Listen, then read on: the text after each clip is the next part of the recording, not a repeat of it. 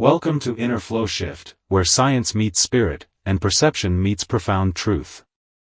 I'm your host, Nick Comwood, and together, we're about to embark on a journey to explore the very fabric of existence, unraveling the mysteries of matter, energy, and consciousness. Here on Inner Flow Shift, we tackle into the big questions: what is reality?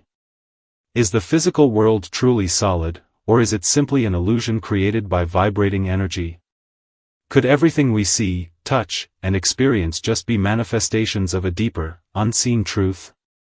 Whether you're a curious seeker, a scientific mind, or someone on a spiritual path, Inner Flow Shift is your space to expand your perspective and explore the interconnectedness of all things. So, take a deep breath, open your mind, and get ready to shift your inner flow. Welcome to today's episode of It's All About Jealousy. Jealousy is a complex emotion that stems from insecurity, fear, and perceived threats to one's relationships or status. Psychologists categorize jealousy into two types. 1. Personal jealousy, fear of losing a loved one to another person. 2. Social jealousy, envy of someone's success, wealth, or social standing, and more. From a psychology perspective, jealousy arises from irrational thoughts and comparisons. It can lead to obsessive thinking, insecurity, and, in extreme cases, controlling behavior. Jealousy activates the brain's threat detection system, which processes emotions like fear and anxiety. The part of brain responsible for rational thinking may struggle to regulate the emotional intensity triggered by jealousy. Studies have shown that jealousy shares neural pathways with physical pain, explaining why it can feel so intense. Neurotransmitters like cortisol, linked to stress, play a crucial role in reinforcing jealous behaviors. Let's understand clearly about jealousy by understanding Daniel and Martha's journey. Daniel and Martha had been in a loving relationship for 5 years. They shared a deep bond, but beneath Daniel's love lay a quiet fear, an insecurity that he was not good enough. He had always been slightly jealous when Martha received attention from other men, but he tried to hide it. One evening, at a friend's party, Daniel noticed Martha laughing with a charming colleague, James. A pit of unease formed in his stomach. His rational mind told him that Martha was just being friendly, but his emotions whispered another story: what if she finds him more interesting than me? The feeling grew stronger when he saw Martha checking her phone later that night, smiling at something. The whispers in his mind turned into loud accusations: she's texting him. She's losing interest in me. Over the next few weeks, Daniel became distant. He started questioning Martha subtly: do you find James attractive? Do you think he's funnier than me? He began checking her phone when she wasn't looking, seeking evidence to validate his fears. Martha, unaware of Daniel's inner turmoil, started feeling suffocated by his possessiveness. One evening, she confronted him. "Daniel, what's going on? You've changed. You don't trust me anymore." Daniel hesitated but finally confessed, "I can't help it, Martha. Every time I see you with someone else, I feel like I'm losing you." Martha took his hands. "Daniel, jealousy is a mirror. It's not about me, it's about your own fears. I love you, but I can't reassure you forever. You have to trust yourself before you can fully trust me." Her words struck deep. That night, Daniel reflected on his past. As a child, he was always compared to his older brother, who seemed to excel at everything. He realized that his jealousy wasn't about Martha, it was about his fear of inadequacy. Determined to change, he sought self-care, where he learned techniques to manage his thoughts. He practiced gratitude and reminded himself of his self-worth. Slowly, the voice of insecurity faded, and total trust replaced fear. Martha noticed the change. Over time, Daniel no longer panicked when she spoke to other men. He learned to celebrate her joy instead of fearing it. Their relationship flourished, and jealousy, once a destructive force, became a lesson in self-growth. Jealousy is not a reflection of others but of our inner fears and insecurities. To overcome it, we must look within, heal our wounds, and cultivate self-worth. Only then can we experience love and connection without fear. Jealousy, at its core, is not about external circumstances, it is a mirror reflecting our deepest fears, insecurities, and unresolved emotional wounds.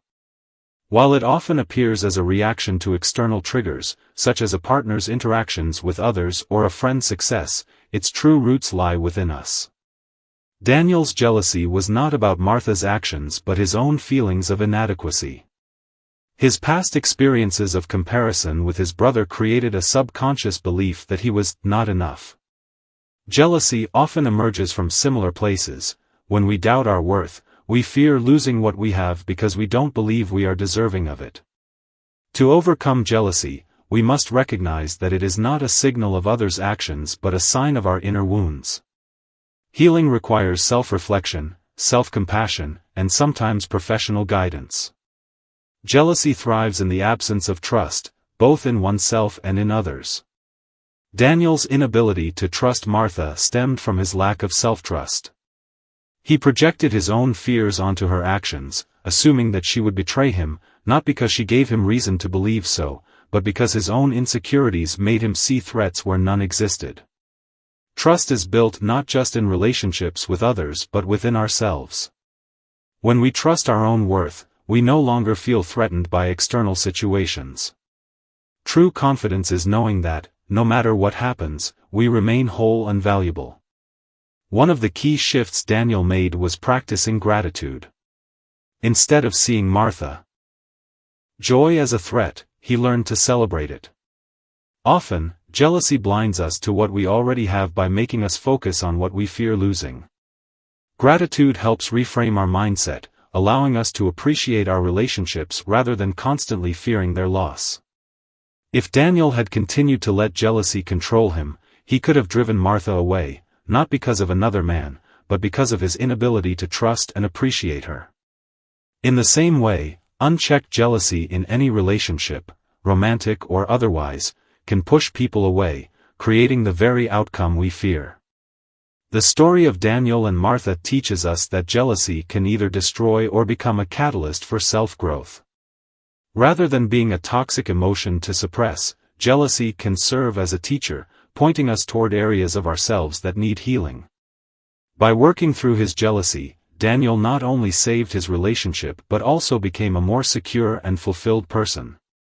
He no longer needed Martha's constant reassurance because he found that validation within himself. True love is not about control or possession, it is about trust, freedom, and mutual respect.